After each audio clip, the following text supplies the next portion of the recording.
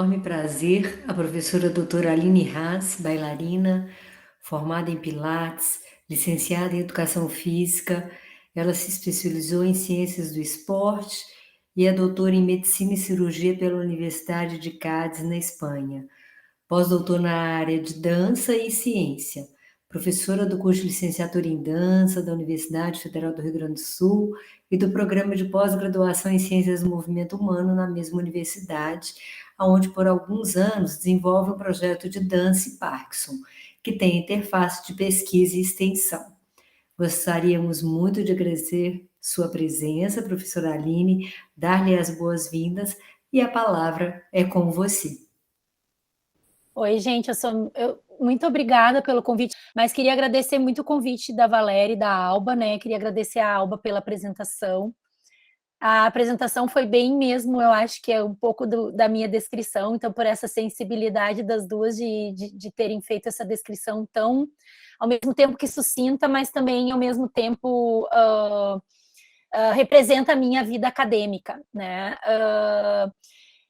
Enfim, eu vou começar já falando aqui no meu PowerPoint, porque quando a Valéria me convidou, e daí quando eu for falando do meu PowerPoint, vou falando um pouco também dessa questão da minha trajetória, tá? Que eu acho que é importante já ir falando, né? Claro que a gente também, além de tudo isso, enfim, uma pessoa, né, que aí é mãe, é um monte de coisa, né, mulher, então a gente sabe, claro, represento também uma mulher cis, branca, né, mas que a gente sabe aí o que isso também representa dentro da nossa sociedade brasileira, né, e o quanto a gente também tem que aí traçar alguns caminhos para chegar até onde a gente chegou. Já venho há bastante tempo aí trabalhando com essa área que eu chamo hoje de dança e saúde, ou dança para a saúde, né? E que é uma área assim que desde sempre eu me identifiquei bastante. Então as meninas, a Valéria e a Alba, me convidaram para vir falar sobre isso, né? Eu preparei assim várias PowerPoints diferentes. E acho que a gente também pode fazer conversa, vocês irem vendo. Eu vou fazer uma primeira fala, aí eu vou um pouco abrir para a gente conversar, né? Porque eu também não sei qual seria a expectativa, assim, de saber mais sobre isso ou mais sobre aquilo. Aí depois preparei uma outra fala, né? E basicamente, assim, esse meu caminho de bailarina foi me levando para uma linha de pesquisa hoje que eu atuo muito forte, que a Alba traz, que é a área do envelhecimento. Então, eu preparei, assim, e também um pouco mais a fundo nessas minhas pesquisas, né, que eu desenvolvo também. Então, vou fazer uma parte aqui, deixa eu ver, que eu tenho que, acho que abrir o PowerPoint, que eu chamei de Dança e Saúde, que é a minha primeira fala para vocês vai ser um pouco sobre isso, assim, sobre como essa área de dança e saúde, né, se apresenta, e a gente tentar conversar um pouquinho sobre essa área. Né? Então, aqui é a minha primeira fala, eu preparei sobre dança e saúde. Então, assim, como a Alba falou, eu tenho uma formação de balé clássico desde muito pequena, né? Eu comecei a dançar balé com 6 anos para 7. Então, na minha cidade, eu sou de Porto Alegre, eu nasci aqui e atualmente moro aqui.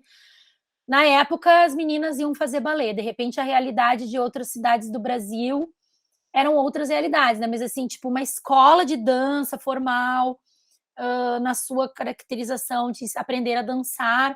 O que a gente podia aprender muito aqui na minha cidade era isso, né? Meninas, assim, de uma classe média, tinham condições de pagar uma escola e tal. A gente não tinha, por exemplo, professoras de dança moderna que davam aula para crianças. A gente até tinha professoras de dança moderna, mas não que davam aula para crianças.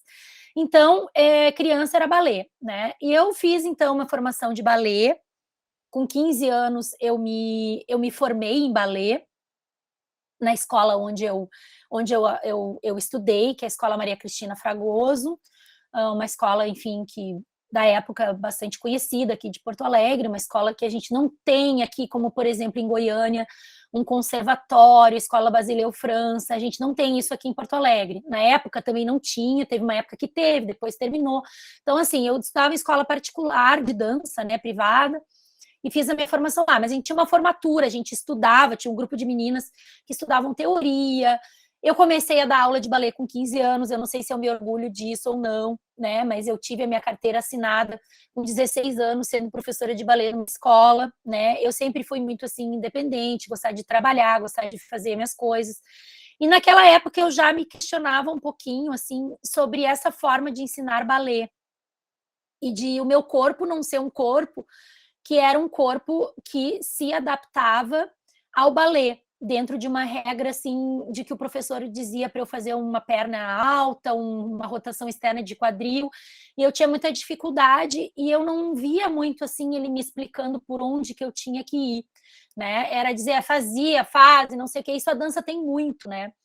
E eu pensava assim, mas será que se eu entender um pouco melhor do meu corpo, será que se eu tiver... E eu me lembro que eu fazia muito curso na época. Eu, com 15 anos, eu fui para São Paulo fazer curso com Luísa Rieta, no Ballet Estágio. Naquela época a gente não tinha internet, mas a gente não sei como. Quando a gente gostava de alguma coisa, a gente via muita televisão e eu lia muito jornal, revista, sabia das coisas que aconteciam, corria atrás de um outro jeito, né? Então eu sempre fui muito dedicada assim à dança, sempre achei que a dança era algo que eu poderia escolher como minha profissão, mas eu sabia que eu não ia ser bailarina clássica, isso eu sabia. E também não queria ser uma coreógrafa nem uma bailarina profissional, porque eu sabia que eu iria sair de Porto Alegre, fazer uma carreira em São Paulo, passar trabalho, um pouco de dificuldade. A gente sabe que a carreira de bailarina profissional no Brasil também não é uma carreira fácil. E eu sempre fui muito de me questionar desde muito cedo, né? De como que eu poderia, então, talvez ser uma melhor professora de dança. Quando eu tive que escolher uma profissão, como graduação, a gente não tinha graduação em dança, né? Eu entrei na faculdade em 1987, foi meu primeiro vestibular, então talvez alguns dos que estejam aqui estavam nascendo, não sei como que foi isso, mas assim, na época a gente tinha 2 faculdades de dança no Brasil, 2 ou 3 talvez, a gente tinha a da Bahia, que já é bem antiga, né? Tinha no Paraná, não lembro se já tinha no Rio de Janeiro, ou a Unicamp, talvez. Eu agora estou um pouco esquecida aqui das datas. Depois a Alba e a Valéria podem me ajudar aí nessas datas.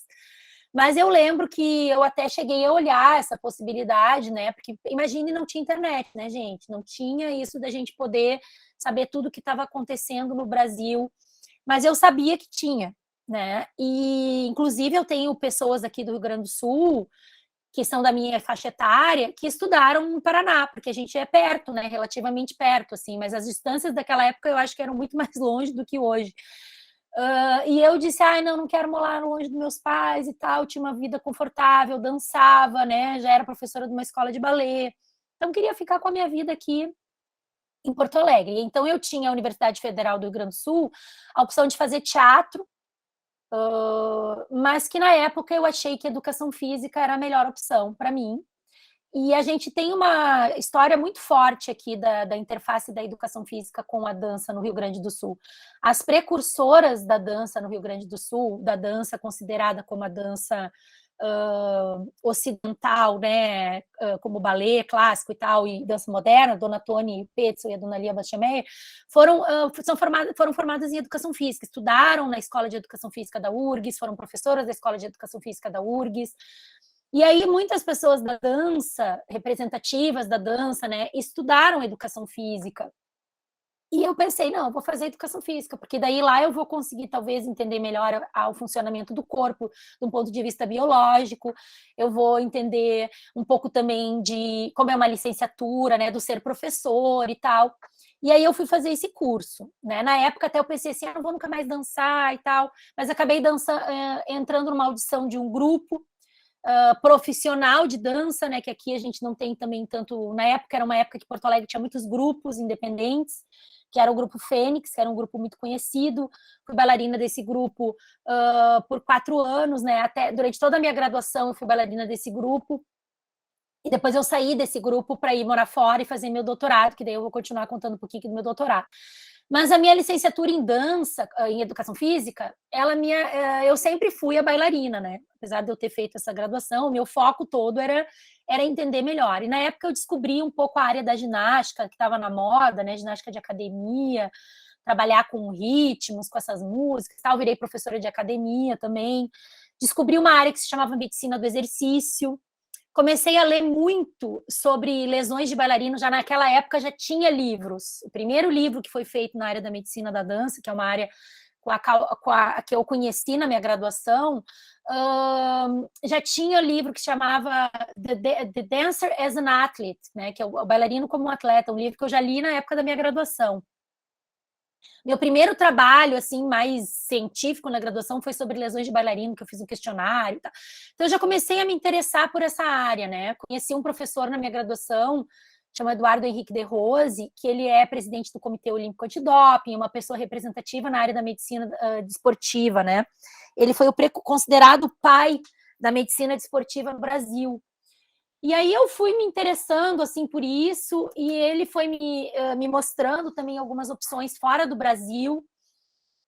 Em 1992 teve as Olimpíadas de Barcelona, foi no ano que eu me formei em final de 91, e o De Rose então me convidou para ir trabalhar nas Olimpíadas de Barcelona, para fazer o doping dos atletas, escoltar, né, os atletas até o momento de fazer ali coletar a urina. E eu acabei me interessando pela Espanha, né? E acabei conversando com o De Rose sobre a possibilidade de fazer algum curso na Espanha. E eu saí da minha graduação e fui fazer um doutorado, porque na Europa, na época, não se precisava fazer mestrado, doutorado, especialização, dentro dessa perspectiva que o Brasil tinha. E pensem, eu fui morar na Espanha em 92, foi uma área que a educação física também estava se fortalecendo no Brasil como área de pós-graduação. Muitos cursos de pós-graduação nem tinham sido fundados ainda nessa época. Então, eu fui muito jovem, né, fazer meu doutorado. Quando eu cheguei na Espanha, eu conheci essa área que se chama de medicina da dança, que estava surgindo no mundo, né? A medicina da dança surgiu no mundo há 30 anos, 30 e poucos anos atrás. Eu conheci um médico que foi espanhol, o Dr. Juan Bosco Calvo, que eu fiz muito curso com ele, curso de anatomia da dança, de lesão na dança, e ele foi um dos precursores da medicina da dança no mundo, né? E acabei fazendo o meu doutorado numa faculdade de medicina, porque o De Rose me indicou, né, esse professor, para uma faculdade de medicina. E acabei, então, desenvolvendo o meu doutorado, minha pesquisa de doutorado em bailarinas, em meninas bailarinas, né, em medidas antropométricas de meninas bailarinas, porque eu tinha muito essa curiosidade, né, sobre essa questão do corpo, das medidas corporais e peso, porque a gente sabe que na dança tem muito, no balé clássico tem muito isso, né? Tem que ser magro. Então eu tinha muita curiosidade sobre isso, né? Que era o que eu lia na época, assim, lesões, estudos antropométricos, alguma coisa de fisiologia que estava surgindo na época. Eu não terminei meu doutorado, eu morei na Espanha quase 4 anos, eu retornei para o Brasil, fiz uma especialização em ciências do esporte, né? O meu doutorado, na verdade, o título é doutora em medicina e cirurgia, mas eu validei meu diploma no programa de pós-graduação em ciências do movimento humano da URGS, né? Ali do Departamento de Educação Física. E eu acabei voltando para o Brasil, acabei demorando bastante tempo para terminar meu doutorado, demorei 7 anos para terminar meu doutorado, porque eu era muito novinha e eu tinha pouca experiência com pesquisa e fui tendo que me virar aí. A gente vem dessa época analógica, né, gente, que a gente não tinha tanto acesso a tanta informação, a tanto artigo, eu tinha que mandar via o artigo por carta, demorava não sei quantos meses, então era tudo um pouco mais complexo, assim, né? Claro que cada época da vida da gente tem uma complexidade, mas a complexidade analógica, enfim, eu tinha que aprender várias coisas ali de estatística que eu não tinha tido. Então, assim, mas eu me engajei muito nessa questão da medicina da dança, mas quando eu voltei para o Brasil, teve uma briga muito forte da educação física com a dança, né? Porque a educação física foi regulamentada em 96, né? Eu logo já virei professora universitária, eu trabalho em universidade há mais de 20 anos, né? Trabalhei muitos anos em faculdade de educação física, responsável pela disciplina de dança. E depois eu trabalho na URGS atualmente como professora do curso de dança há 12 anos.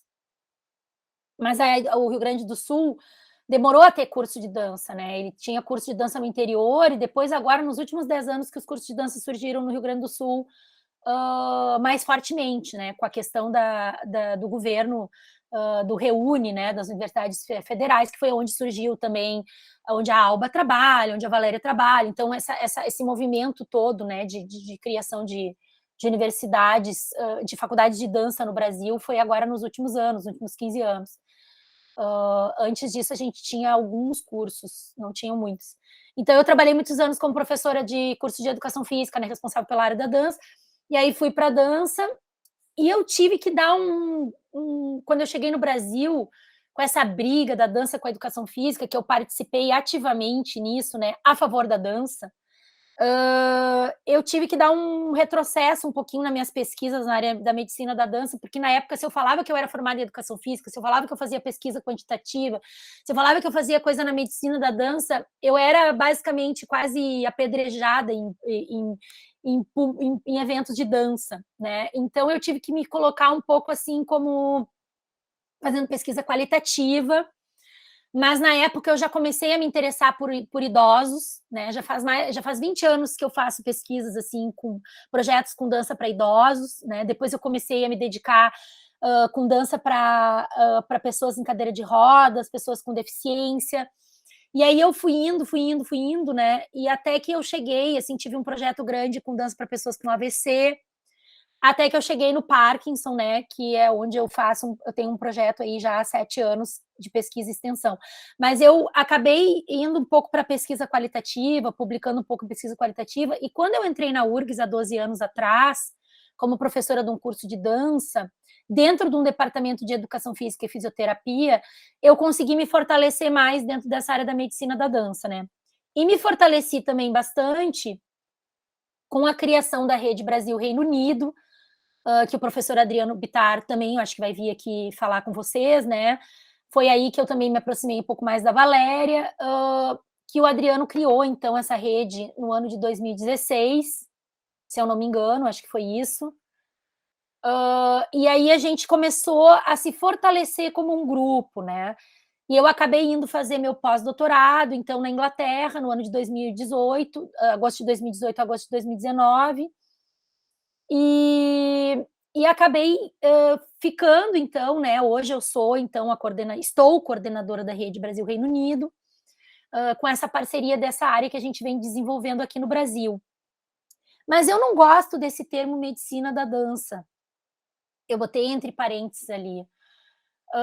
Porque aqui no Brasil a gente tem coisa assim, mas quem faz medicina da dança é o médico, quem faz isso aqui, a gente não tem essa visão interdisciplinar assim das áreas. Então, eu acho que a área com a qual eu me adequo mais é a área que eu venho chamando então de dança e saúde, que é a área na qual eu vou falar um pouquinho, introduzir aqui para vocês, porque eu gosto mais desse termo, colocando a dança na frente, né, e dizendo que ela é para a saúde, ela tem interfaces com a saúde, as suas possíveis interfaces com a saúde, né? Então eu uso outras terminologias hoje. Eu acho que a minha linha de trabalho vai mais nessa perspectiva, né? Assim, de realmente buscar esse bem-estar, essa qualidade de vida, porque desde que eu comecei como bailarina, eu sempre me preocupei muito com isso, né? O cuidado com o corpo. A gente estava conversando agora aqui no início, né, das questões dos eventos Laban, que eu sempre sempre me interessei muito pela teoria de Laban, mas acabei não fazendo a formação em Labanálise. E o Pilates, que eu não falei aqui, que eu não coloquei ele aqui, que a Alba disse que eu sou uma pessoa formada em Pilates, ela surgiu na minha vida como uma técnica um pouco que complementa essa minha ideia, né, desse corpo mais somático, né? Eu tenho também formação introdutória em Feldenkrais. Então, assim, eu atuo e acho que represento, né, dentro da minha atuação na dança, essa interface mesmo com a dança e como que ela pode melhorar a saúde das pessoas que dançam, né? Porque eu já fui uma bailarina profissional, vou colocar entre aspas aqui, e sei que ali a gente também precisa se preocupar, né, com a saúde daquele corpo que está dançando, porque senão a gente vai ter lesão, com certeza, né? Então, eu vou continuar falando um pouquinho aqui, mas essa questão da minha preocupação com a qualidade de vida e bem-estar é o foco principal, assim, seja qual o público no qual eu esteja falando ou atuando, né? O que eu vejo, assim, nessa área que a gente está conversando aqui? A dança, ela é uma arte, isso está determinado epistemologicamente, historicamente, né? A dança surge na sociedade antes de ser constituída como sociedade, primitivo, como um rito. Então, a gente tem a dança na nossa vida como algo que se estabeleceu, né, do rito para algo dentro de uma sociedade grega, romana, na educação, na arte, né, e não como um esporte. Isso é muito claro, ou seja, a dança não é uma atividade esportiva, né? Então ela tem muito essa questão do sentir, do perceber, da emoção, do estar com o outro, do tocar o outro, né? O que a arte representa, a gente não vai ficar definindo aqui o que é arte, o que é dança, mas assim, ela tem esse aspecto da arte, mas por outro lado, ela também mexe com o corpo. Ela é uma arte, né, cênica e o corpo se move, o corpo se expressa. E aí, por ela ter esse aspecto do corpo, ela acaba tendo esse aspecto físico, né, que acaba entrando esse conhecimento também da área biológica, né, da anatomia desse corpo, da fisiologia desse corpo, da biomecânica desse corpo, né, porque esse corpo que dança, ele não é diferente de um corpo que não dança. Ele tem uma diferença no aprendizado, mas na constituição inicial desse corpo como ser humano, ele é igual, né? Ele nasceu um ser humano. E aí a gente vai dançando, vai aprendendo, vai criando habilidades, vai criando questões que a gente vai desenvolvendo no nosso corpo, que a gente acaba desenvolvendo de forma diferente de um corpo que não dança.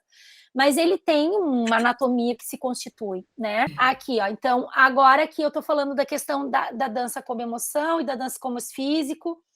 E a saúde, então, fazendo essa conexão entre esse corpo técnico e esse corpo arte, né? É assim que eu entendo essa área na qual eu estudo, né? É compreender melhor esse corpo físico para que esse corpo arte consiga muitas vezes também se expressar, né?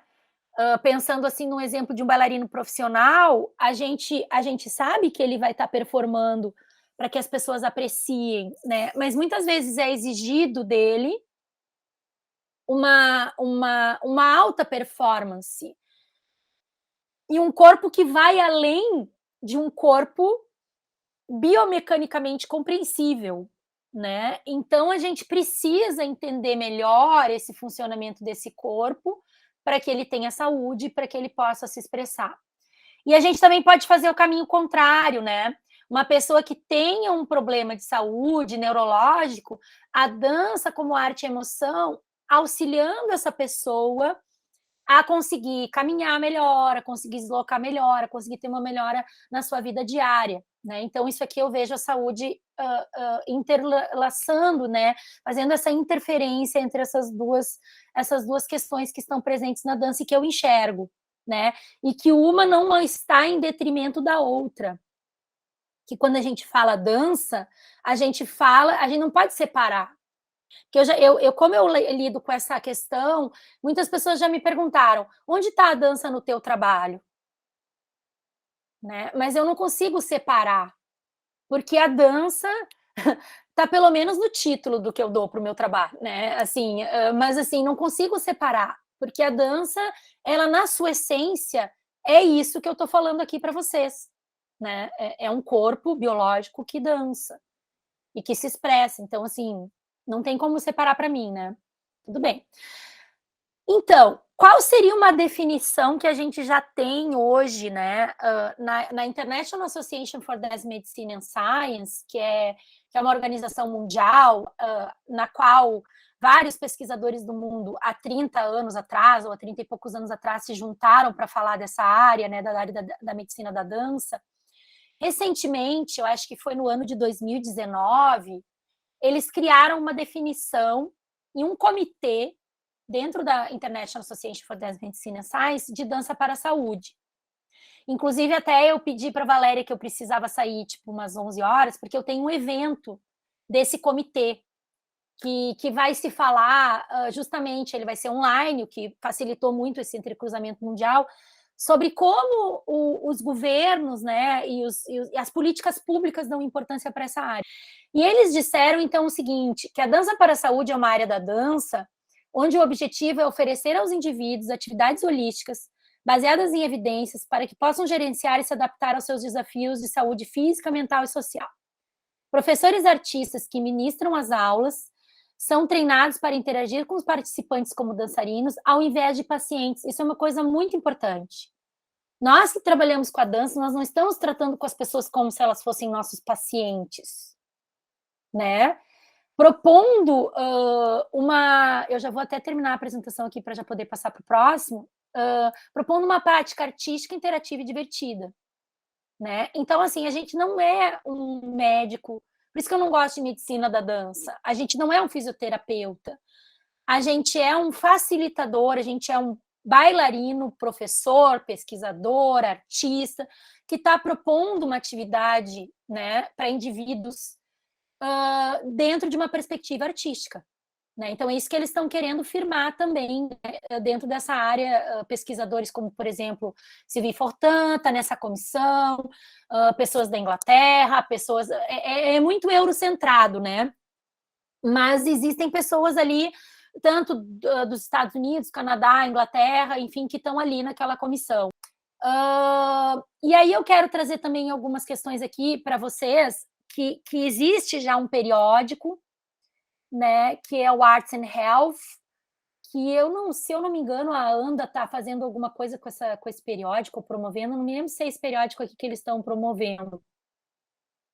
Mas esse periódico, ele é um periódico que publica nessa área, dentro da perspectiva qualitativa, artística, né? Existe um livro, né, que eu não sei se é esse aqui que tu está falando também, mas esse aqui é outro, Alba, né, que chama Dance and Wellbeing. Ele tem muito essa perspectiva que a Alba traz, né, desse livro de dança para a qualidade de vida, de vários pesquisadores do mundo falando sobre isso. A Organização Mundial de Saúde da Europa, né, o GT europeu da Organização Mundial de Saúde criou um relatório que se chamou Qual é a evidência, né, no papel das artes para melhorar a saúde e o bem-estar, uma revisão narrativa, onde eles fizeram um relatório sobre a importância das artes na saúde. Isso foi em 2019. Eu vou apresentar um pouquinho aqui para vocês o resultado desse relatório. E o governo inglês também criou, né, um documento super importante que se chamou a saúde, criatividade na saúde, né, as artes como forma de saúde e bem-estar.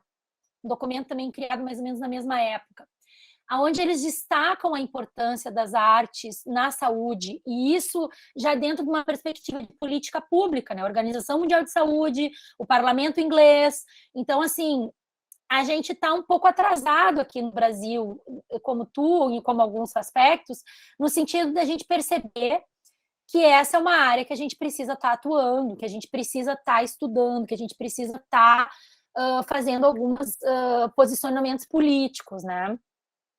Então, esse resultado desse relatório de 2019, eu vou trazer especificamente da dança, ele está público. Eu estou trazendo especificamente o que a dança, eles chegaram à conclusão, né? Então, que realmente a dança pode melhorar a saúde e o bem-estar.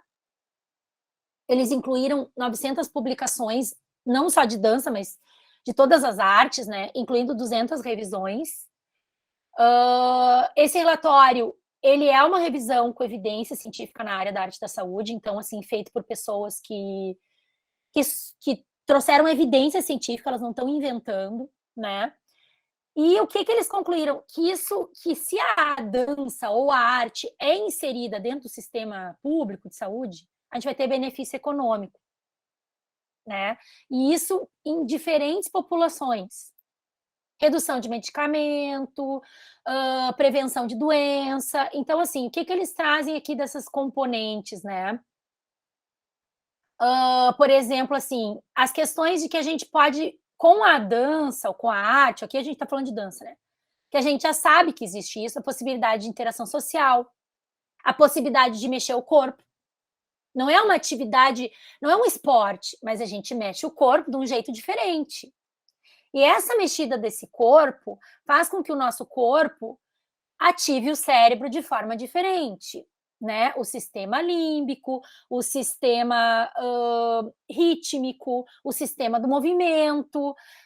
Então, tem uma coisa que acontece ali no nosso corpo, que o nosso cérebro faz, que não acontece quando a gente faz musculação. Quando a gente corre no parque, não acontece, é meio diferente. E os meus estudos são muito nisso, de comparar a dança com outro tipo de atividade física e ver que tem diferença. Aspecto estético, sensorial, emocional, cognição. A dança já tem muita evidência de que a dança melhora a cognição, né? Porque quando a gente dança, a gente toma decisões, a gente faz tarefas múltiplas, que são aspectos importantes da cognição. Se a gente for estudar a história da dança, tinha pessoas que morriam lá no início do século XX, com 70, 75, 80 anos, que ninguém morria com essa idade. Elas, o que elas faziam? Dançavam. Então, alguma coisa tem, né? Claro que não é assim, porque eu danço, eu vou ser longevo. Não é isso, mas tem alguma coisa que acontece ali, que claro que não é só a dança que vai interferir, são vários outros aspectos que interferem na saúde, porque a saúde é um aspecto, qualidade de vida é um aspecto subjetivo, né? Mas a dança tem componentes específicos da arte que vão auxiliar na saúde, né? E aí vão gerar respostas importantes, tanto em nível psicológico, quanto fisiológico, quanto comportamental e quanto social, que isso são os aspectos subjetivos da qualidade de vida. E como desfecho disso, né, como resultado de tudo isso, a gente vai ter uma prevenção e uma promoção de saúde, e a gente também vai ter um tratamento e uma gestão mais econômica de saúde. Né? Então, isso eu não sou eu que estou dizendo, é o relatório da Organização Mundial de Saúde da Europa que está dizendo. E na Europa eles já estão bastante atentos a isso, né, porque eles trabalham com uma saúde pública muito forte, então é importante também ter redução de custo. Né? E uma população longeva também. Então, eles têm que se importar com a qualidade de vida e bem-estar dessa população. O que esse relatório também fala, né? Que a gente pode trabalhar com diferentes populações, tanto pessoas, por exemplo, com doença de Parkinson, que é esse DP aqui que eu uso, com demência, com esclerose, pessoas que têm doença crônica, como dor crônica, câncer. Eu tenho um envolvimento com um projeto na Coventry University que se chama Somatic Practice and Pain, que é um projeto coordenado pela Emma Mirren, uma pesquisadora do Center for Dance Research em Coventry, que eu participo desse projeto, que são vários profissionais de várias áreas, né, tentando compreender a dor crônica e como a dança ou a educação somática podem melhorar a dor crônica. Porque uma pessoa que tem dor crônica, o que ela faz? Ela vive com a dor crônica. E ela tem muita dor. E o que ela precisa fazer? Se mexer, né? Dançar. Bom, se ela gosta de nadar, educação somática, o conhecimento do corpo, se apropriar, se empoderar daquele corpo dela, né? Também para bailarinos profissionais em questões de prevenção de lesão, também é eficaz, né, para a população saudável, para qualquer pessoa que não tenha nenhum problema no princípio, mas para prevenir que talvez esse problema aconteça. Né? Na pandemia, a gente sabe que muita gente que dançou e cantou e ficou se mexendo em casa, ou vendo live de cantor e dançando, teve muito melhor, não teve tanto problema de saúde mental, né? Porque a saúde mental também é algo que a gente também é saúde, né? E a gente sabe que tem muita gente depois dessa pandemia e que nessa pandemia ficou com problema de saúde mental, ansiedade, depressão, etc. Né? Então, aqui as evidências que a gente tem, a questão da reabilitação, da melhora da composição corporal, isso são as evidências científicas já publicadas, né, em artigos, cognição, que foram incluídos, né, dentro dessa revisão narrativa que foi feita pela Organização Mundial de Saúde. Eu li o artigo e achei bacana mas eu fico pensando assim, quais são os benefícios particulares da dança? Porque eu achei bacana que no artigo tem um encaixe certinho, um encaixe muito bacana, pensado na individualidade daquele pessoal, né? E se a gente não fizer um planejamento, fizer de qualquer forma, às vezes aquilo ali também não dá certo, né? E aí uma das minhas perguntas qual as particularidades realmente da dança? Eu não tive acesso a outros artigos, mas assim, que foi comparada, por exemplo, porque assim, quando a gente se compara a dança com uma atividade individual igual a caminhada, igual uma musculação, que ali é individual, o sujeito fica ali sozinho e tal, tem uns componentes que não vêm. Mas quando a gente compara com outras, por exemplo, a lutas, por exemplo, que dá para fazer também, dá para fazer, por exemplo, ginástica, né, em grupo e tudo mais, desde que bem explorada, de forma lúdica, talvez ative também alguns desses benefícios, mas tem a ideia de quais os benefícios realmente só a dança proporcionou esses benefícios nas comparações de estudo e outra não proporcionou, só a dança. Existe alguma coisa assim que só a dança? Porque eu achei tão legal quando você falou assim, que um dos benefícios ela tem que ser uma prática artística divertida. Eu acho assim, tem que ser divertida, né? E a musculação, às vezes, ela não é. Talvez a corrida não dá para você fazer com tanta diversão, né? Então, tem algum benefício exclusivo da dança que a gente possa realmente falar, isso aí é só da dança, só a dança que proporciona isso. É uma pergunta talvez um pouco chula, mas é uma curiosidade minha. Eu vou repetir então o que eu falei. Rogério, obrigado pela tua pergunta. E nenhuma pergunta é assim boba, né? Eu acho que qualquer pergunta é pergunta e acho que é bem pertinente essa tua pergunta, né? Qual seria exatamente o benefício específico da dança quando comparado com outra atividade? Essa é a tua pergunta, né? Eu vou responder ela um pouquinho mais para frente nos meus slides. Vou tentar responder, tá? Mas para a gente saber qual é o benefício da dança comparado com uma outra atividade, a gente precisa fazer uma pesquisa sobre isso, certo? Então, assim, eu vou querer saber se a dança, porque nas minhas pesquisas que eu desenvolvo, por isso que eu vou responder um pouquinho mais na frente ali quando eu apresentar, em alguns dados que eu encontrei, que eu, Aline, encontrei, tá? E que a literatura encontra, né? Qual é o tipo de pesquisa que eu tenho que fazer para saber qual é o benefício da dança comparado a outra atividade? Uma pesquisa que eu posso fazer é o que a gente chama de ensaio clínico randomizado. Isso é um termo que a gente não usa muito nas artes, né? Que a gente não é uma pesquisa quantitativa, aonde eu tenho 2 grupos, que esse grupo vai fazer karatê e esse grupo vai fazer dança, né? E aí eu vou ter um cálculo de força amostral, né? Eu acho que o artigo que o Rogério mencionou é o artigo que a Valéria enviou meu, né, para vocês lerem. Eu acho que é esse que ele está mencionando, que é uma pesquisa que eu desenvolvi sobre qualidade de vida para pessoas com doença de Parkinson, que a gente comparou a dança com a caminhada. Esse é o artigo. Era a tarefa, né, Valéria e Alba, para ler. O Rogério fez a tarefa, muito bem.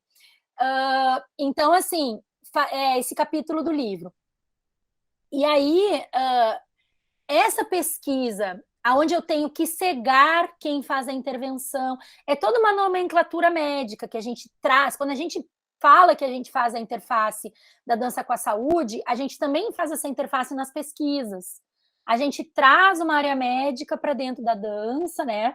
Mas na hora que eu estou propondo dança, eu já tive colega que me pediu, vamos periodizar? Vamos controlar volume, intensidade, não sei o quê, para justamente comparar realmente a dança com a outra atividade. Eu já fiz isso também, tá, gente? Então, eu já periodizei, eu já fiz um monte de coisa. Mas a gente não sabe todos os benefícios da dança comparado a todas as atividades que existem né, assim.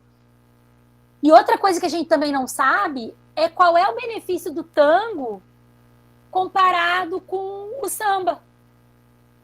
Que quando a gente fala dança, a gente fala de um universo tão grande que é balé clássico, dança contemporânea, sapateado americano. E eu Dança desenvolvi. indiana. Então, assim, polidense, tem dança. Quando eu falo dança, o que eu estou falando? Né? Então, assim, eu já fiz um estudo também. E aí tem um outro estudo que a gente pode desenvolver que se chama revisão sistemática com meta-análise, que é uma revisão de estudos de ensaio clínico randomizado, que a gente roda uma estatística dos resultados obtidos nesses estudos que já foram feitos. E aí, e a gente ainda pode fazer revisão sistemática de revisão sistemática, para a gente ver realmente se tem evidência daquilo que a gente está dizendo. Então, quando a gente fala com um médico, uma pessoa da área médica, por exemplo, e ela vai dizer para ti assim: você tem que tomar a vacina da Covid. Vamos fazer uma coisa bem da prática, né? Para eles aprovarem a vacina da Covid, eles tiveram que fazer ensaios clínicos na velocidade rapidíssima que a medicina fez o ensaio clínico, de fase 1, de fase 2, de fase 3, já em população. Os russos testaram na população. Né? Eles não tiveram o grupo controle, testa, dá isso aqui, dá caso adverso, não fizeram nada disso. E aí, tem evidência ou não tem evidência? A gente só vai, daqui a pouco, ficar sabendo se começar a publicar revisão sistemática, entende? De revisão sistemática, porque fica nessa, né? Vou dar vacina no meu filho, não vou dar vacina, porque a gente ainda não sabe. E na dança, quando a gente vai falar com o médico, a gente vai dizer assim: a dança é boa para Parkinson. Mas qual é a evidência? Né? E para eu responder para ele que tem evidência, eu tenho que mostrar para ele uma revisão sistemática com meta-análise, senão ele vai achar que não tem. Vai dizer que eu estou louca. Né? Ele não vai ver de uma perspectiva artística que a pessoa que dança, o que ela sente, né? O que ela vive. Um relato de uma pessoa que tem Parkinson lá do meu projeto que eu coordeno, fala assim: eu não mudei o meu medicamento por 2 anos.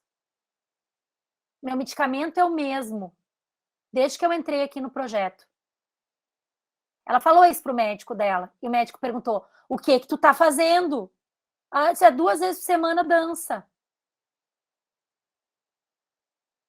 Isso é extremamente importante, porque uma pessoa que tem uma doença de Parkinson, neurodegenerativa, né, sem cura, idiopática, não sei o quê, não mudar o medicamento por 2 anos é econômico, é benéfico, etc. Então, respondendo a tua pergunta, Rogério, o que a dança tem que as outras coisas não têm? Né?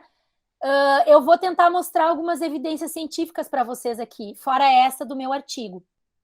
Nesse capítulo de livro que vocês leram, a gente não achou diferença estatística significativa entre a dança e a caminhada.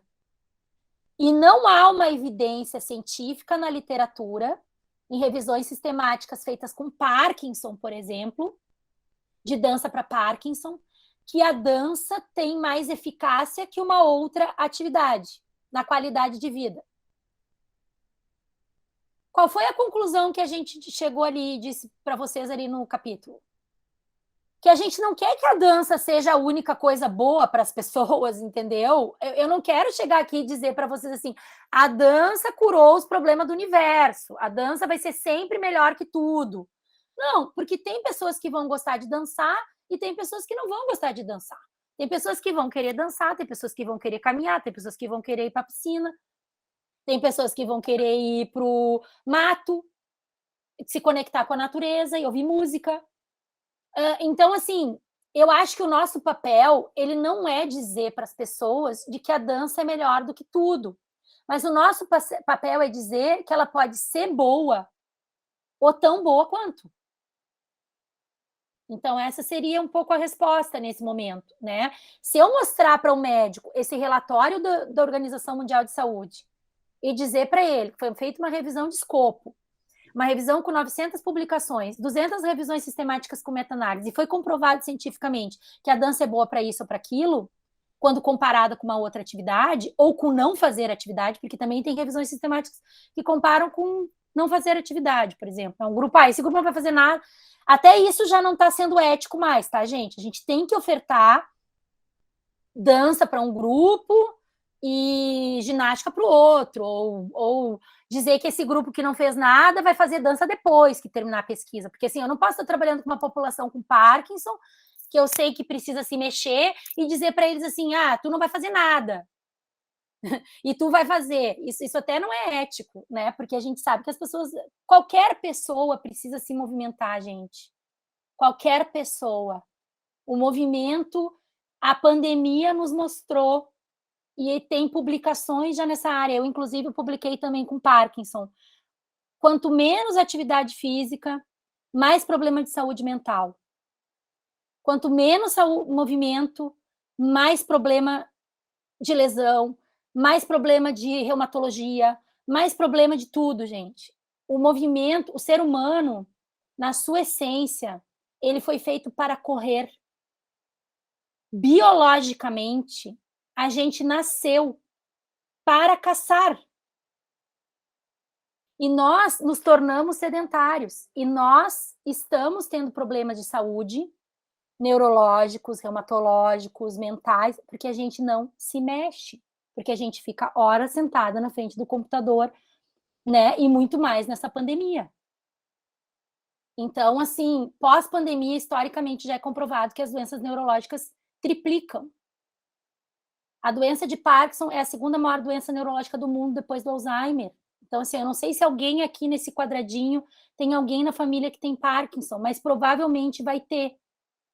Porque é muito grande o número de pessoas que têm ficado com Parkinson, né? Então, assim, eu fui muito longe, falei um tempão sobre a pergunta do Rogério, que ele achou que era uma pergunta que não deveria ser feita, mas tem tudo a ver com a minha fala aqui, né? E não tem, assim, uma resposta para tudo, mas eu acho que a gente pode refletir bastante com essa tua pergunta, Rogério, né? E depois eu posso passar mais artigos, infelizmente a maioria em inglês, né? Tem muito pouca coisa em português, mas que eu posso passar para quem tiver interesse de ler e tal. Acho que a Alba tem muito material, a Valéria também, né? Para vocês poderem ler mais sobre isso. Professora, rapidinho, só falando também que dá para fazer estudos também neurológicos, né? Você analisar também questão hormonal, né? Por exemplo, porque às vezes a satisfação que se tem com uma não se tem com a outra, né? E talvez tenha um benefício, já que querem coisas mais quantitativas, né? Assim, talvez, né? O hormônio tal, né? O cortisol, né? A gente estudar isso, ver o que aumentou, o que diminuiu. Mas gostei. Eliminou até a minha outra pergunta, que seria assim, com que as modalidades, com que você já trabalhou de pesquisa que realmente contribuiu? Mas igual você falou, não, o importante não é que a dança é melhor ou é pior, o importante é que se entenda que a dança, né? As práticas artísticas também têm uma contribuição grande. Obrigado. Sobre fazer pesquisa, sim, a gente tem que fazer muita pesquisa. Só que essas pesquisas são caras, né? Com sangue, com coleta de sangue, coleta hormonal, pesquisas que a gente chama aguda. A pessoa está dançando e eu estou coletando o sangue dela para ver o que acontece, né? Porque a gente não sabe mesmo o que acontece. E precisa de pesquisadores que entendam, por exemplo, fazer uma pesquisa com um capacete, né, medindo. Isso já está acontecendo, gente, em lugares do mundo. Já tem pessoas fazendo isso, mas para isso precisa de dinheiro. Tem a Claudinha Daron, que é aí com você. A mas Cláudia ainda é muito pequena. Adriano também tem feito coisas interessantes, né, com os alunos, mas realmente é uma área ainda muito pequena e a gente não tem ainda nem laboratório, digamos assim, para... Mas já é uma caminhada, né, a amiga? gente Já vai é o começo. A gente vai ter, a gente tem que desenvolver isso no Brasil e a gente precisa de vocês, a gente precisa, porque a Alba, né, eu, a Valéria, a gente é um grupo no Brasil de pesquisadores, mas que a gente tem muito um modus operandi dentro desse mundo de pesquisadores no Brasil, que se institucionalizou muito mais na pesquisa qualitativa, né, muito mais dentro de uma perspectiva que não a somática é muito antiga no Brasil, né? Mas a somática, a Alba, enfim, aqui nós temos representantes da educação somática na nossa frente aqui, Alba, Valéria, mas que a gente vem de uma perspectiva que também a somática se tornou uma área, né, gurias? Vocês também falam muito sobre isso, que vem de uma perspectiva de compreensão do corpo biológico também, né? Mas a gente se institucionalizou de uma forma, no Brasil, eu acho que essa briga com a educação física nos levou para trás, nos deu passos para trás, porque a gente precisava se estabelecer como área, a gente não podia permitir que as pessoas dissessem que o que a gente fazia era educação física ou esporte ou qualquer coisa dessa. Então, a gente teve que... Isso foi há 20 anos atrás, há mais de 20 anos atrás, teve que fazer um retrocesso para que agora, com essa quantidade de cursos de dança que a gente tem no Brasil, cursos de pós-graduação, a gente possa se estabelecer como área, mas a gente também está num momento de retrocesso no Brasil, que as artes não estão sendo valorizadas, politicamente a gente não tem apoio, então a gente precisa, né, continuar com essas nossas batalhas.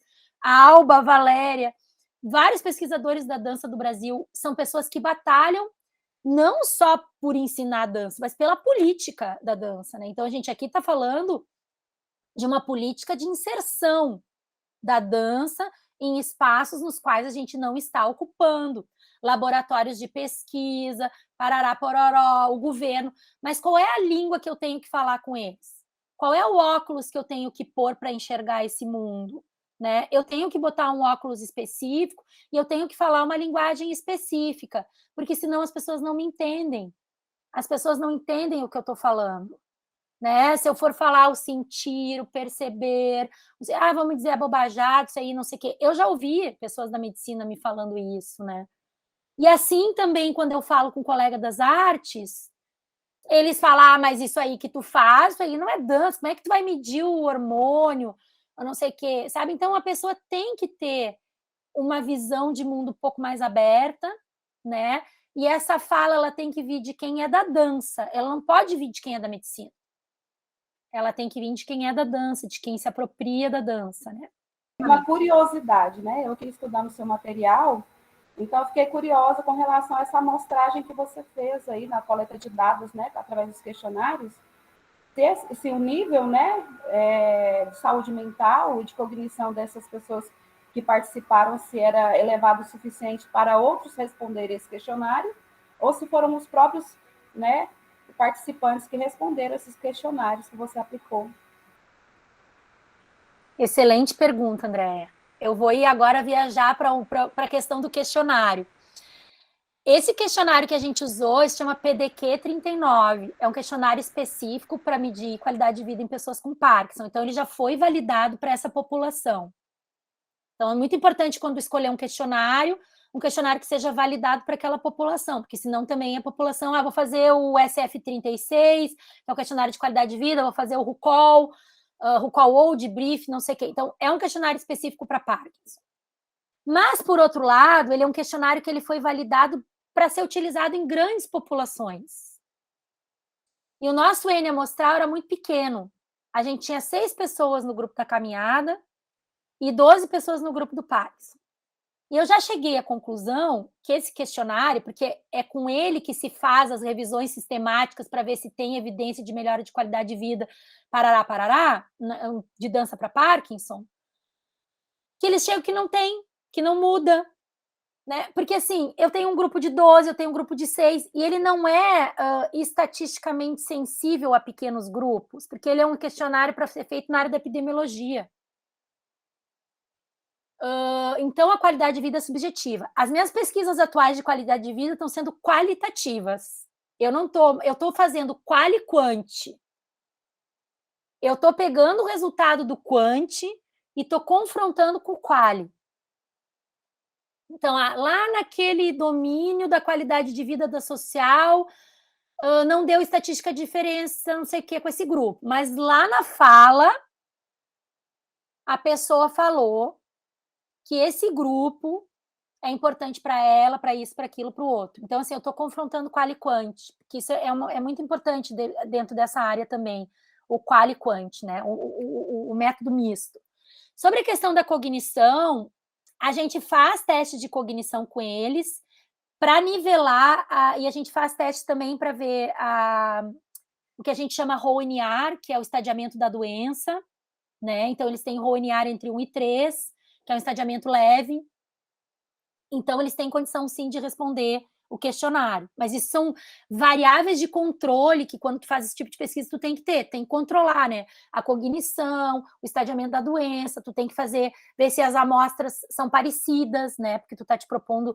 Eu não posso ter alguém que tenha muito mais cognição do que alguém que não tenha, porque vai ficar mais difícil de responder, né? Então, a gente precisa ter um controle ali de variáveis, a gente chama variáveis intervenientes. Então, a gente fez esse controle, né? O capítulo do livro, ele tem um linguajar um pouco mais não tão quantitativo, porque ele é dentro de um livro que é da área das artes, né? Então, a gente tentou escrever assim um pouco mais numa perspectiva artística. Claro que ele tem uma rigidez ali, uma coisa dura da pesquisa quantitativa, mas ele é um livro organizado pelo Center for Dance Research, né, que eles trabalham muito com pesquisa qualitativa. Então, eles têm uma perspectiva... A gente tentou, né, trazer uma variável ali mais qualitativa. Na época, a gente não tinha nenhuma pesquisa qualitativa para colocar no capítulo, então, hoje a gente já tem, a gente já está fazendo pesquisas qualitativas, né? Sobre a dopamina, que eu vi que o tempo está passando muito rápido, a gente tem tanta coisa para falar, que eu tinha preparado um monte de coisa. A pessoa que tem Parkinson, ela produz menos dopamina, né? A dopamina é produzida lá no núcleo da base, que é fica lá dentro do nosso cérebro, nosso crânio cobre o núcleo da base. Então, a gente não consegue ir lá no nosso núcleo da base, a gente só consegue ir no núcleo da base de animais. Então, essas pesquisas em cérebro, elas são um pouco complicadas, porque nem todo mundo consegue fazer pesquisa em cérebro humano que está vivo, tá? Mas eles têm um problema de produção de dopamina. Essa produção de dopamina não se sabe por que ela acontece, tá? Porque não se sabe a causa da doença de Parkinson. Não se sabe por que que a pessoa começa a produzir menos dopamina. A dopamina é responsável pela tomada de decisão. A dopamina tem uma responsabilidade na questão do prazer, né? Por isso que a pessoa que tem Parkinson congela e não consegue se mexer, muitas vezes pela falta de dopamina. Ela toma um remédio, a medicina já sabe, né, que dar um remédio, que é a levodopa, cardidopa, que é tudo com base de dopamina, ela toma esse remédio e ela produz mais dopamina, né? E que também tomar o remédio tem efeito colateral. Porque tudo que é remédio que a gente toma dá efeito colateral, né? Que daí vem a lentidão. Mas quando a Alba fala ali da produção da dopamina, seria assim, ó, como que nós vamos medir se a gente está produzindo mais dopamina ou não quando a gente dança? Poderia ser no sangue, né? Mas o sangue não é a melhor maneira. E essa pergunta da Alba, que foi uma conexão nossa mental aqui, porque quando eu estava falando, eu estava me lembrando dessa história da dopamina. Eu fui num evento na Oxford University, quando eu estava fazendo meu pós-doutorado, num centro de criatividade do cérebro. E a palestra era sobre dança e neurociência, que é uma outra área específica, né, que se tem a neurociência da dança, a neuroaesthetic, que é uma outra área também, que é o estudo da estética, do cérebro da estética, que os ingleses já estão fazendo isso em departamentos, lá na Goldsmith University de Londres. E eles estavam falando sobre a neurociência da dança, e eu fiz essa pergunta, Alba. A gente sabe que quando a gente cria, e isso é fato, já está comprovado cientificamente, a gente produz mais dopamina. Quando a gente cria, a gente produz mais dopamina. E eu disse para eles assim, será que quando eu estou dançando, eu estou produzindo dopamina suficiente como se fosse um medicamento, e por isso, quem tem Parkinson para de tremer? Porque já aconteceu com uma participante do meu grupo lá. Quando ela estava dançando, improvisando, ela parou de tremer. E eles falaram para mim assim, a gente não tem resposta para isso. E eu disse, que tipo de pesquisa deveria fazer? A gente teria que pensar. Então, assim, ó, pesquisadores de um centro de Oxford, da neurociência do não sei o que, essa pergunta da Alba, né? E essa pergunta minha, eles não sabem responder. Então, assim, eu tenho participado muito de eventos de criatividade do cérebro, né, de pesquisadores. Eu vou morar agora 1 ano na Irlanda. Eu vou ir para a Irlanda, para o Trinity College Dublin, na Irlanda, de setembro desse ano a agosto do ano que vem. Eu ganhei uma bolsa por um centro mundial aí de pesquisa do cérebro. E eu quero ver se ele sabe me responder essa pergunta, Alba. Eu quero ver se eu ganho dinheiro para fazer pesquisa no cérebro, tá, gente? Mas a Valéria falou aí, tem a Cláudia Daronchi, que foi minha colega aqui, que fez um mestrado no qual ela usou o eletromiógrafo para pesquisar cérebro de bailarinos. Mas eu espero que essa minha vontade, esse meu desejo de fazer pesquisa com cérebro, de pessoas que têm Alzheimer e que têm Parkinson idosos, seja um pouco suprida nesse ano que eu fique nesse laboratório. É um laboratório dentro do Trinity Lab, é um laboratório de neurociência da cognição, é um laboratório que só estuda idoso, então eu espero, quem sabe, né, com dinheiro do exterior, já que o Brasil não me paga para isso, eu consiga fazer pesquisa nessa área. Então, uma dica, fica a dica, né? O exterior tem valorizado muito mais as nossas pesquisas do que o Brasil. Então, editais internacionais, Aline, né? o que eu acho interessante é que, assim, a área da somática, ela sempre foi, assim, muito empírica, né? O próprio Feldenkrais, que apesar de ser um físico, uma pessoa que vem de uma formação acadêmica, né? Então, de um conhecimento acadêmico avançado, e ele se enfronhou em questões empíricas, assim, que ele comprovava na sala de aula dele, porque ele trabalhou com muitas crianças jovens e velhos com deficiências cognitivas, enfim, com inúmeras delas, e foi experimentando, né? Então, acho que você aponta aí, a gente nunca conseguiu, talvez, a tal da evidência, né? Que o Matthew gosta tanto, e que é importante, né? Mas que Para nós, temos essas evidências já postas. A gente nunca conseguiu, foi, de fato, talvez, arrumar meios científicos que a turma considere como evidência validável. eu acho, Valéria, essa tua fala excelente, assim. Eu acho que a tua fala o seguinte, a forma como a gente vê o mundo, né? O mundo, ele só vê evidência na quantidade, ele não vê evidência na qualidade, né? Então, assim, a gente tem evidência. Feldenkrais escreveu o caso, aquele livro dele, o caso daquela criança na qual ele... O caso enfim, Nora, o caso que Nora. é lindo. É lindo esse livro, né? Eu tenho ele aqui, eu já li, eu fiz curso, a gente estuda sobre isso. Ele tinha milhares de evidências que o método dele era benéfico para a saúde. E ele escreveu sobre isso, casos raríssimos de pessoas que não conseguiam. Mas as pessoas, mas cadê a evidência? Mas eu acho que isso tudo é, de novo, na tua outra fala, é o poder. As pessoas exercem o poder, né, num mundo machista, homofóbico, de quantidade, de querer impor o poder pelo que eu sou, parecer que eu sou, né? Assim, os nossos colegas da educação física ali gritam nos corredores, desrespeitam as pessoas, mas na verdade as coisas que eles deveriam estar fazendo não estão fazendo, né?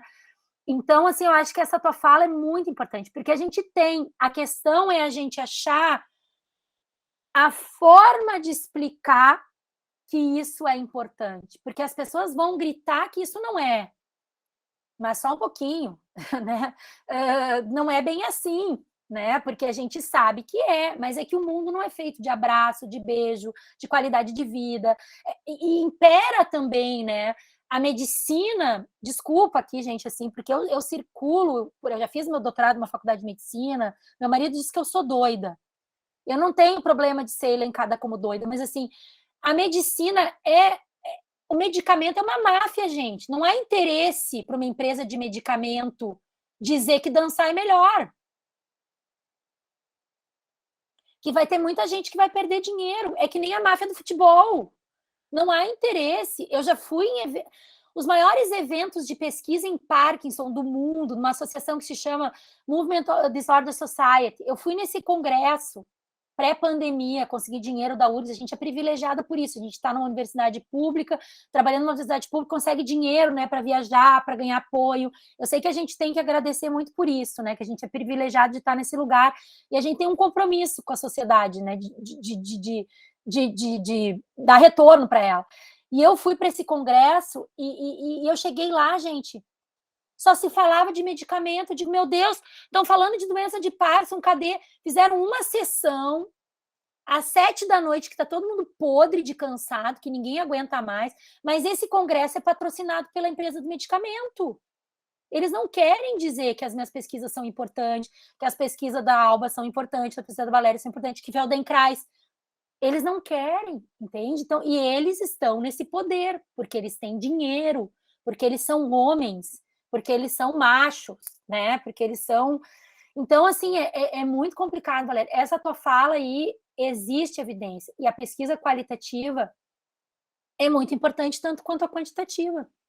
Mas eu tenho que chegar lá e falar a língua deles, né? Eu peguei o microfone, pedi a fala, e eu falei assim, bom, só um pouquinho, estou decepcionadíssima com esse congresso. Não, né, não, assim, falei educadamente, tudo, mas não...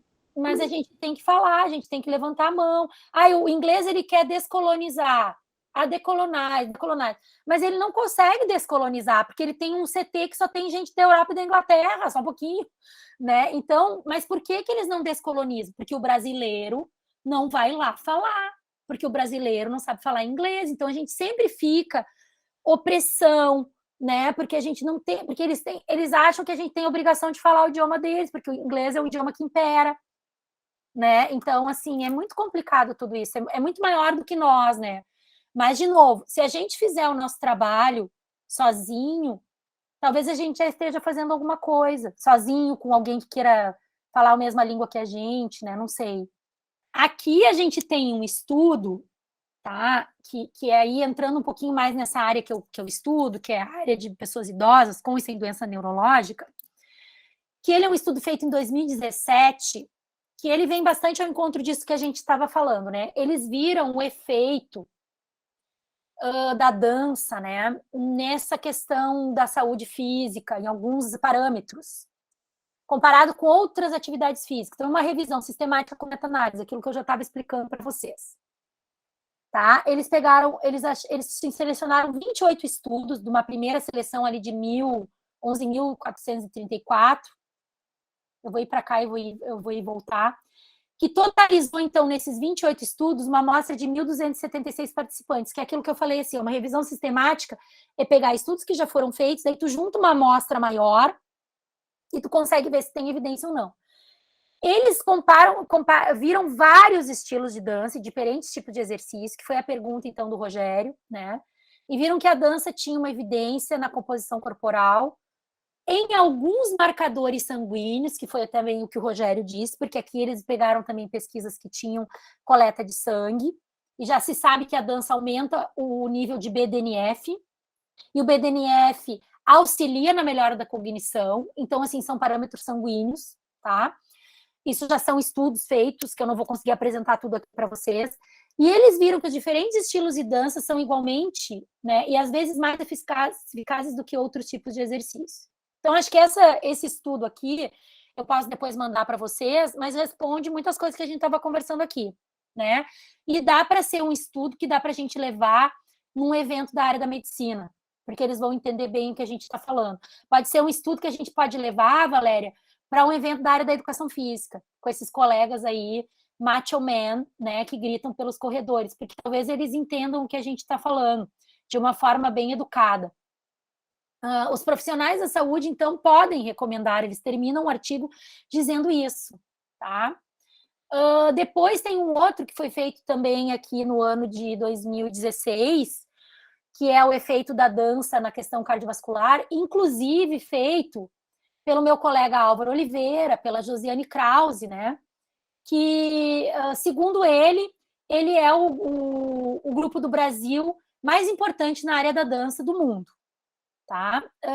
Mas, enfim, ele desenvolve pesquisas muito boas, né, com essa aluna dele aqui, que é da dança, que foi aluna dele de mestrado, doutorado, pós-doutorado, mas ele está sempre publicando sobre dança, e ele publica muito mais do que eu, de qualquer outro colega meu, do meu departamento. Isso aqui está gravado, né, não sei se ele vai escutar depois, mas ele sempre afirma isso, né, e sim, pesquisa muito bem, mas a gente também não precisa afirmar uma coisa e querer derrubar o outro, né? A gente pode dizer que nós, todos juntos, né, fazemos pesquisas importantes. Pelo menos assim é que eu falo no meu departamento. Então, ele pegou 7 artigos, né, para ver esse efeito da intervenção na questão cardiovascular, e eles chegaram à conclusão que a dança, que foi bem específico em aspectos fisiológicos, porque ele é um fisiologista, ele é da área da fisiologia, e eles viram, então, que a dança é tão efetiva quanto o tipo de exercício na melhora da capacidade aeróbia, né, de pessoas idosas. E depois aqui tem uma pesquisa que eu fiz, né, com o meu grupo de pesquisa, também uma revisão sistemática com meta-análise na área do Parkinson, para ver o efeito, né, da dança na questão da mobilidade funcional e da qualidade de vida, e o que a gente viu nesses 5 estudos, vocês vejam que assim, ó, vai diminuindo o número de estudos incluídos, né, aqui ele só conseguiu 7, aqui eles conseguiram 28, porque eles pegaram tudo que era tipo de dança e tudo que era tipo de população. Quando a gente vai fechando, aqui a gente só conseguiu 5 estudos, né, no ano de 2018. Hoje já tem muita revisão sistemática na área do Parkinson, que comprova a eficácia da dança, principalmente na melhora dos aspectos motores da doença de Parkinson. Quando a gente pegou a qualidade de vida aqui, a gente não viu efeito significativo, a gente só viu na questão motora. E tem pouco estudo ainda na área da dança nos sintomas não motores, porque a doença de Parkinson é feita por sintomas motores e não motores, então a gente ainda tem uma defasagem na evidência científica do sintoma não motor.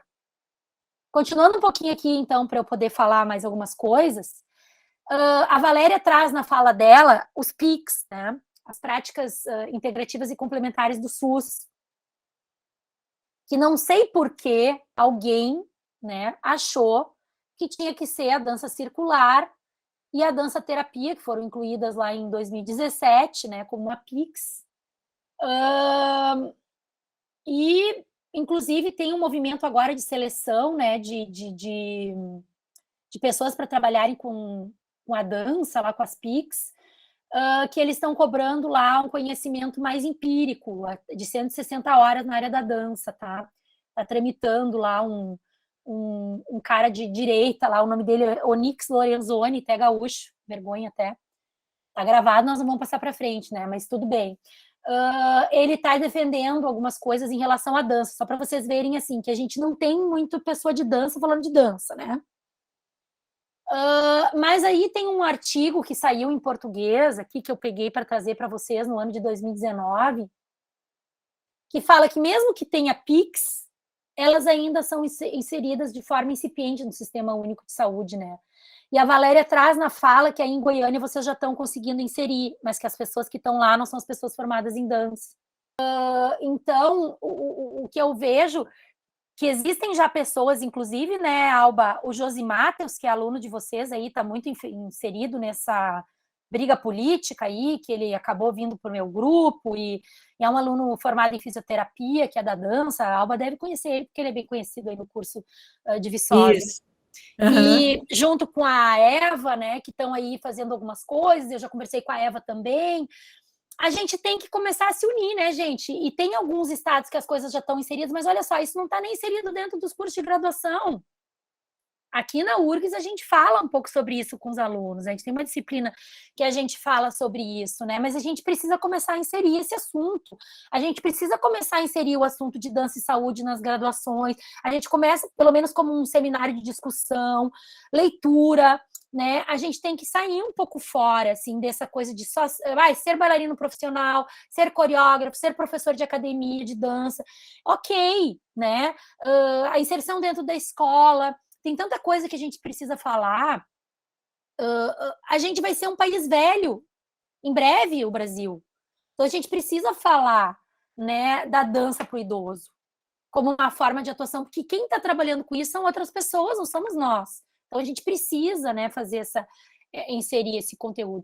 E aí, esse artigo aqui que eu descobri, que ele é feito em português, né, porque aqueles outros todos que eu falei são em inglês, ele fala isso, que tá a Valéria falar que em Goiânia tá, mas eu perguntar para a Alba, como é que tá em Viçosa? Se eu disser que em Porto Alegre, uma cidade grande, não tem ninguém inserido, né? Então, por que não tem ninguém inserido? Porque as pessoas não vão lá, não abrem oportunidade, daí quando abre oportunidade, entra uma outra pessoa, alguém da educação física, porque eles ainda acham que a educação física é dança, entende? Então é complicado, né? Toda essa nossa briga e esse nosso, não é nem briga, mas essa nossa...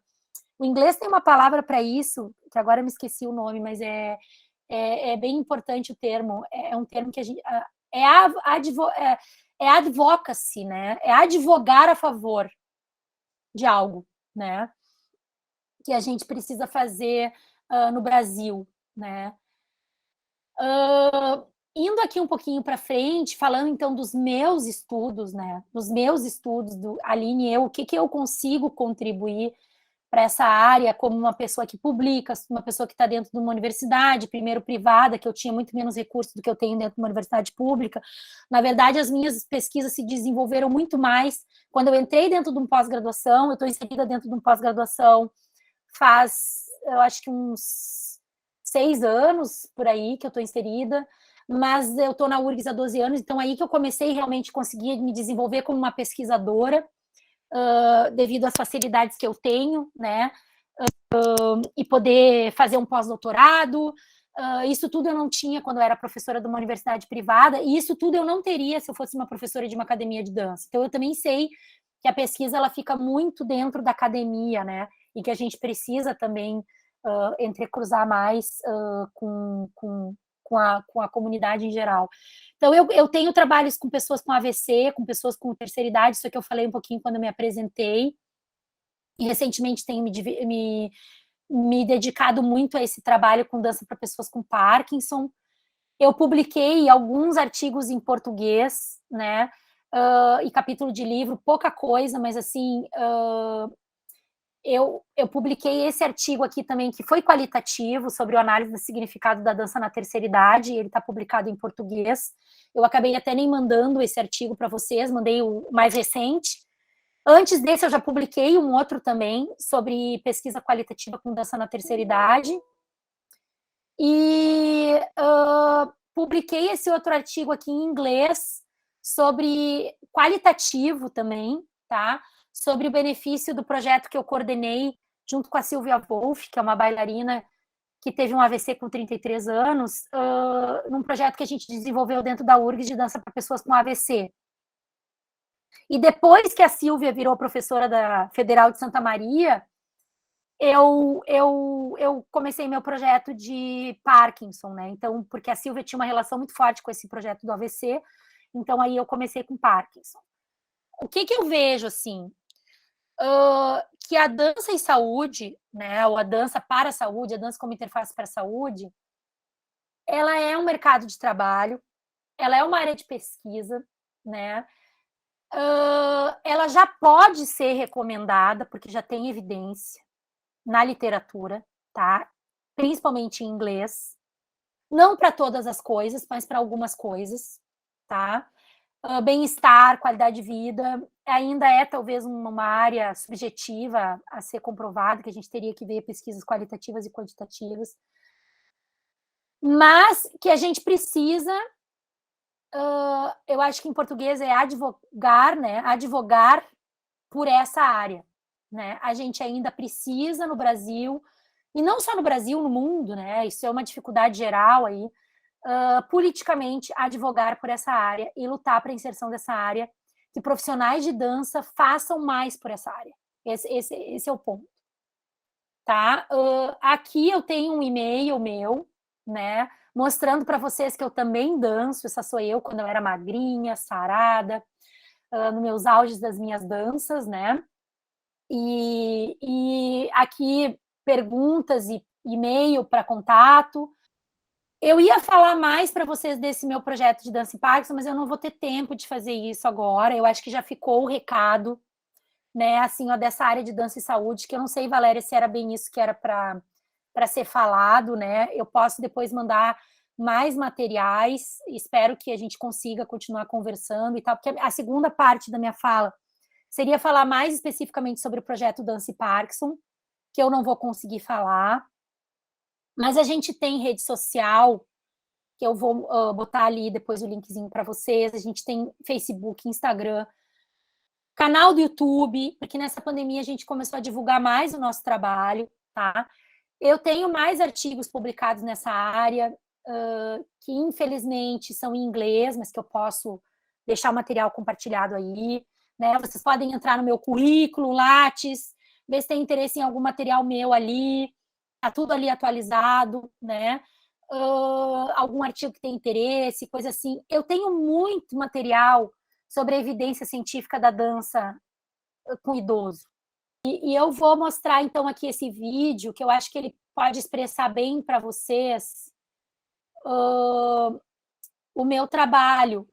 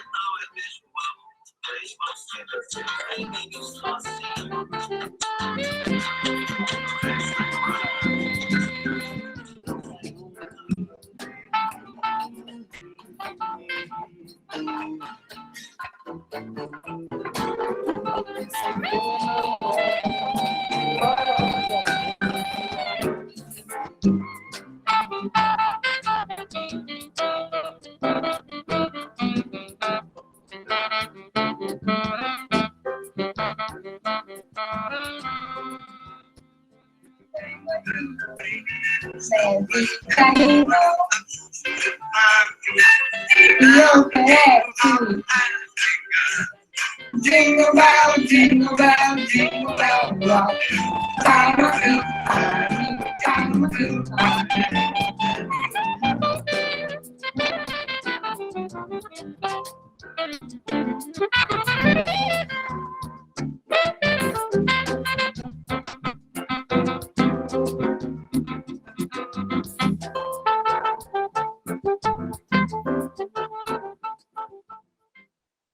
É isso mesmo, só de assistir já libera dopamina.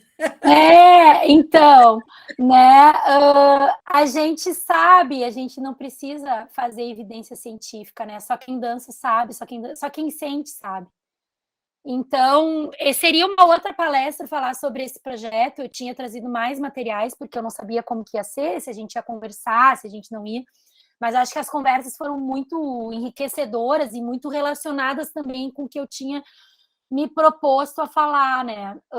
Porque aqui eu poderia falar para vocês muita coisa, agradecer muito também, porque esse projeto ele só é possível porque eu tenho alunos de graduação, pós-graduação envolvidos, eu tenho uma equipe de alunos muito dedicados, porque toda vez que a gente começa a trabalhar com esse público, a gente se apaixona e a gente vê o efeito e o poder que a gente tem com a dança na vida dessas pessoas. Então, é muito emocionante, assim, a gente falar disso, porque essa pandemia toda que a gente ficou com eles, que eu participei de um outro projeto também com pessoas com demência e afasia, que é um projeto que chama Brincar de Viver, que ele trabalha com palhaçaria, com contação de história, com dança, que é em colaboração com as minhas colegas da psicologia, da fonoaudiologia aqui da URGS.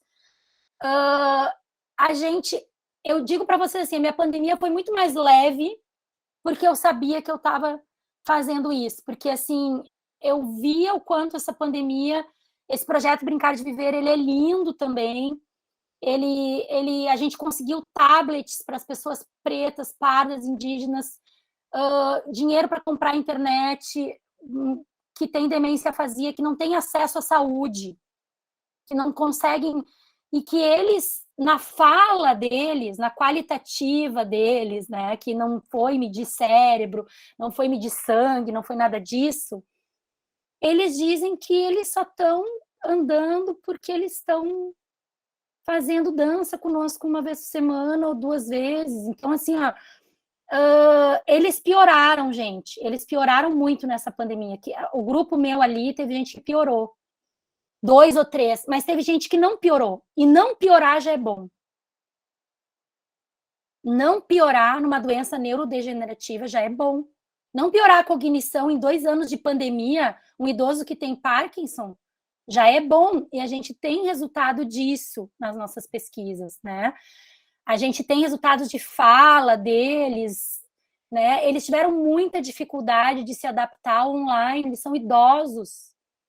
Mas assim, ó, fazia chuva, fazia sol, eles estavam lá, eles não sabiam ligar microfone. Aí, primeiro dia de aula, a câmera estava apontando para o teto. Seu fulano, baixa um pouquinho sua câmera, né? Então, assim, ó, só o se encontrar no Zoom, só o conseguir conectar na internet, sabe? Então, assim, ó, pequenas coisas da vida, porque assim, ó, saúde e qualidade de vida são as pequenas coisas, não são as grandes coisas.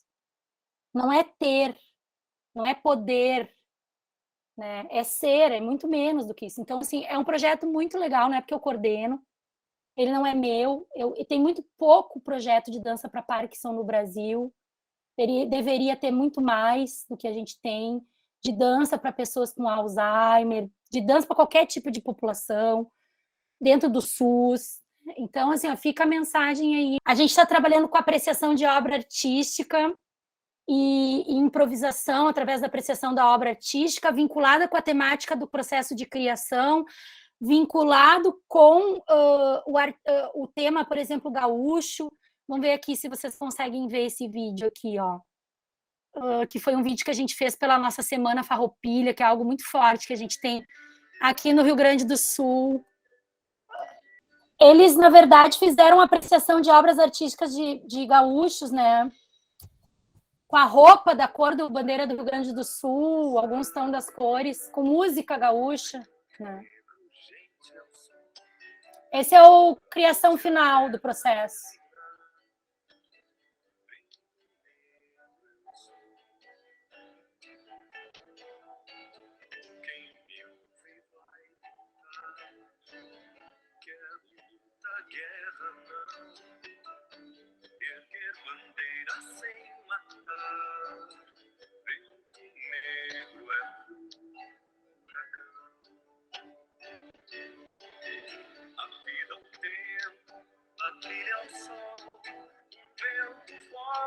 Se erguer arrastando que houver no chão,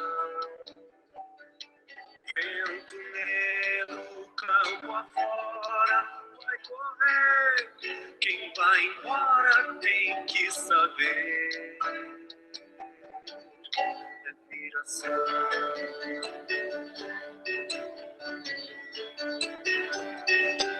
Essas são as obras que eles apreciaram. Vou parar aqui.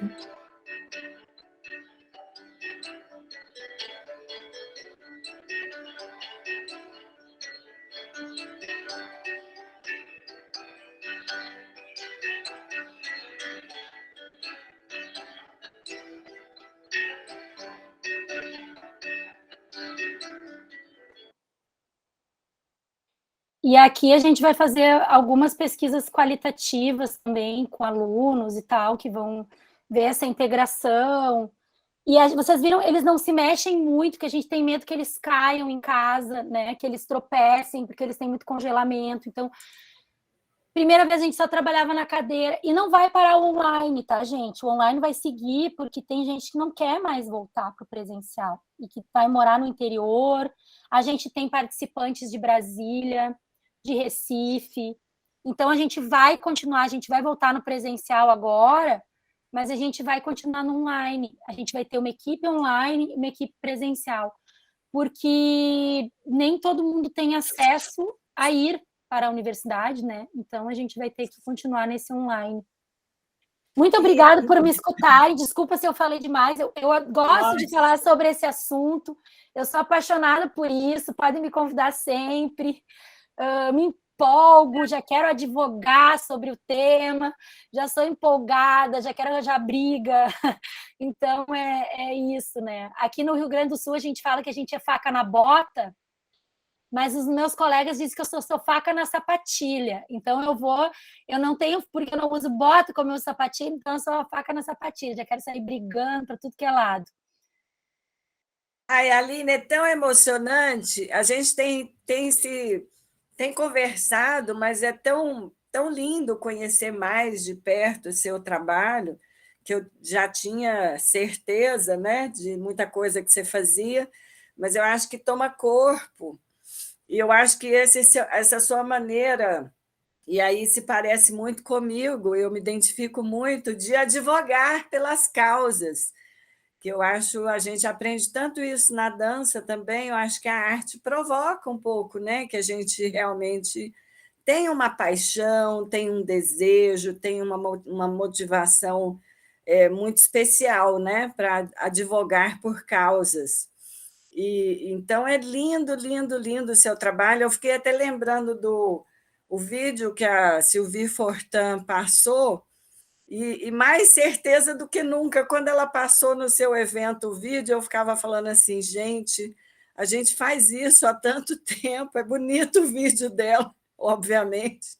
Ela faz um passeio pelo mundo, mas eu ficava sempre né, falando, fazemos isso no Brasil a longa data e às vezes a gente não conseguiu ainda divulgar, né, mostrar pessoas incríveis que fazem isso com essa mesma qualidade, né?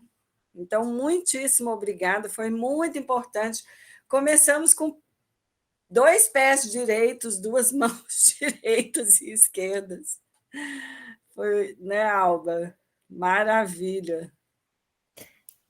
Aline, sim, assim, é fantástico, né? E, Aline, tem uma questão, né, acrescentando, que eu acho que é fundamental, porque você divulga o trabalho, né? Então, é que o que a Valéria falou, assim, várias coisas a gente já faz no Brasil, inclusive há bastante tempo, né?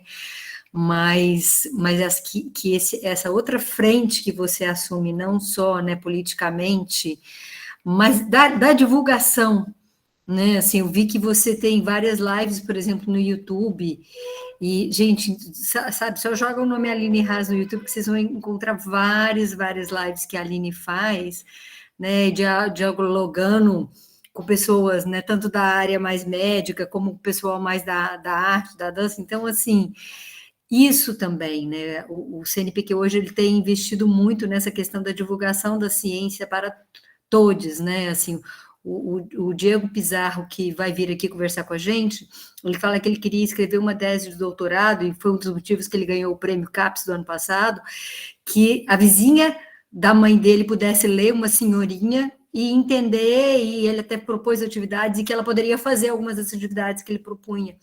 Então, isso você já vem fazendo, né, há algum tempo. Então, assim, muito obrigada também por isso, pela generosidade de vir aqui hoje compartilhar com a gente.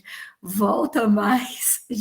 A gente tem que achar uma janelinha aqui na disciplina para você voltar para conversar mais com a gente, viu? Muito, muito, muito obrigada. Muito, muito, muito obrigada. E conte com a gente para o que você precisar.